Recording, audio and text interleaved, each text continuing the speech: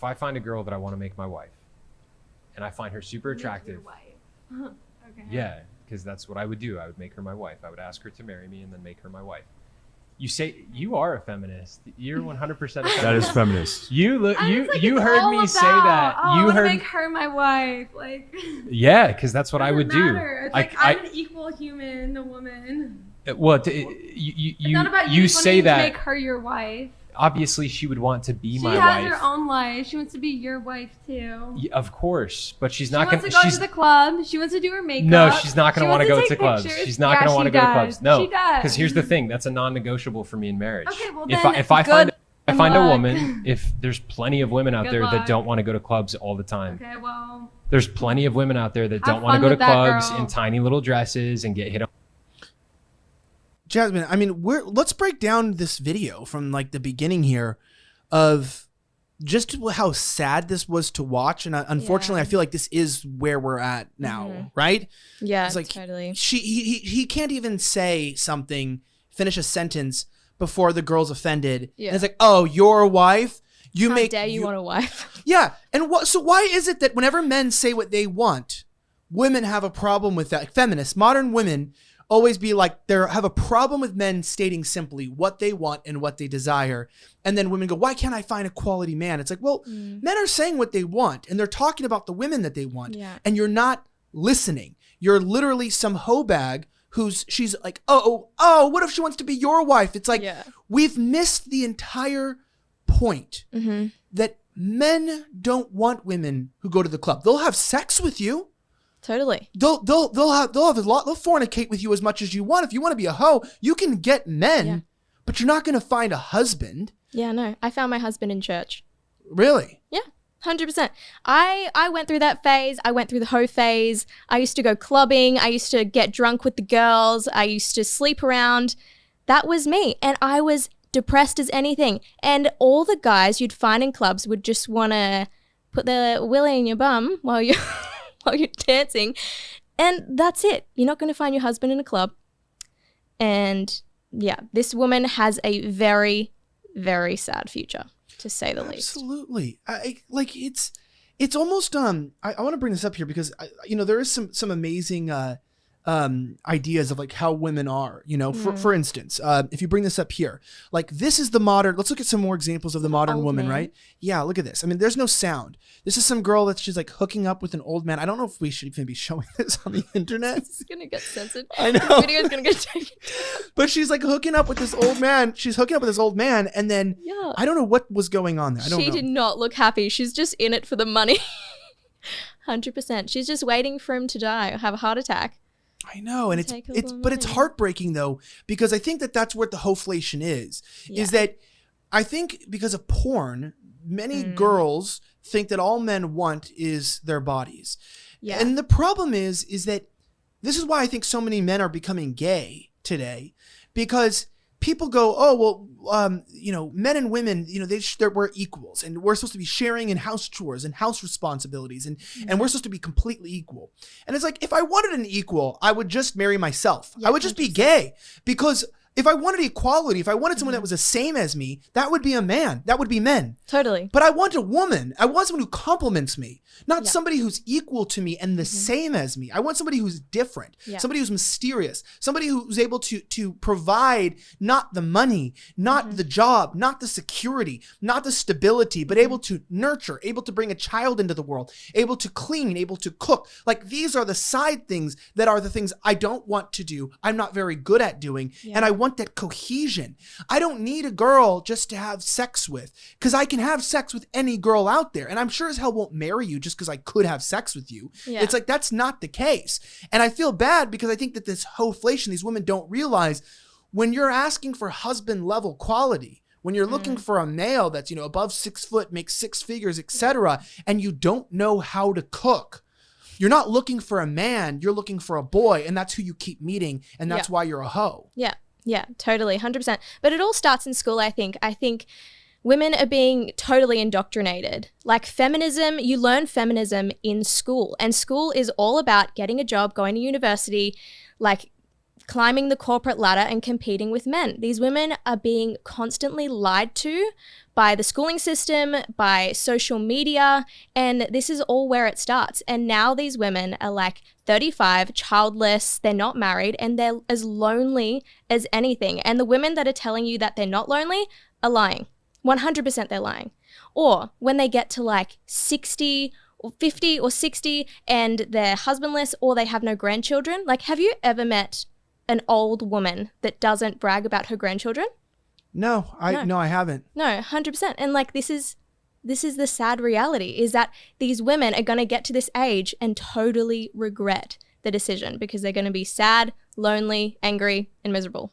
And that brings up an idea of this video. I don't know if you saw this, but this brings up a comment that was on this that said, man, this girl's going to have, or what I would pay to watch the reactions on this girl's face when she hits 35 and has no kids or a husband. This is almost the exact opposite of what we just saw. But this woman basically explains that these guys who are nice that want to marry her, she's an independent woman. She has high standards. Yeah. And, even though these guys are nice and whatever, she just passes them up for the next thing. And she's always just looking for the next thing. This is what so many women are doing today. I'm waiting for the right one. Like, I'm just looking for the right one. And it's like, bitch, you ain't the right one. Like, you're a fugly slut and you have problems and you need to figure out your life. You're the problem. And you keep trying to blame men. And this was really freaking me out because this is a lot of this reminds me of a lot of church women. This reminds me of a lot of career women. They're not necessarily traditional hoes. They're not like going to the club and like doing these things, but they're also just misusing guys and sort of just dating, right? Everything's casual when guys are doing their best. Listen to the smugness of this shit. I'm sorry. This stuff makes me so angry when I hear this. Listen to this. I went on a third date a couple weeks ago. And after the date, I had told my sister, this guy is so, so, so sweet, but he's not the one for me. And I feel so bad. And I told her this story, how when he picked me up for the third date, he had this wrapped up bagel. I'm going to put a picture right here. He had this wrapped up bagel because he had told me beforehand that he's from the East Coast and there's this amazing bagel shop and they have the best bagels in the world and like on and on and on about it. And I was like, oh my God, I got to try this bagel. His mom had sent him a dozen bagels and he froze one for me to save for our next date so I could try one. And just a couple days before that, I was in Vegas for New Year's Eve with my friend. Okay, let's just pause there for a second. If a guy talked to you about a bagel and his mom mailed him some bagels and he froze it so that he would keep a bagel for you. So sweet. Isn't that a nice guy? That's so nice. Like, and that's like, and shouldn't we like be like, yeah, that's a great behavior. Like that's I would say it's increasingly even rare for a guy to be thinking of a girl like that when he's dating. No guy's ever frozen me a bagel before. Carl's got to up his game. How do you wait? Because in the US we say Carl. Carl. Say Carl, but he's Carl. Carl. Call me later. All right. So this girl's now, you're going, okay, this is going in a good direction. He's a sweet guy and he bought her a bagel. Now it keeps going. And of course, I'm just going to let you know this doesn't end well. But I know. And he asked for my Venmo so he could send me money for a drink. And he sent me this Venmo that said, you're cute. Can I buy you a drink? Which is, oh my God, the sweetest thing ever. And then when we're out at this third date, we're sitting at the restaurant and he's sitting across from me. He's like, oh my God, you are so pretty. Like, you are just so beautiful. I'm like, thank you. He's so sweet. And so I'm telling my sister all of this and she's like, oh my God, that is so rare. Like, this guy is so great. And my response, I was not trying to be bitchy in any kind of way, but I'm like, no, it's not rare. Like, also I'm a dating coach, so I have a different mindset around it. But I'm like, this isn't rare. I'm like, honestly, this stuff happens for me a lot. Like, I only date guys who treat me this well. Okay. So this is where it comes into the point of like, this is hoflation where her sister's like, hey, that's actually a really nice guy. And she goes, nah, this is common. This is common stuff.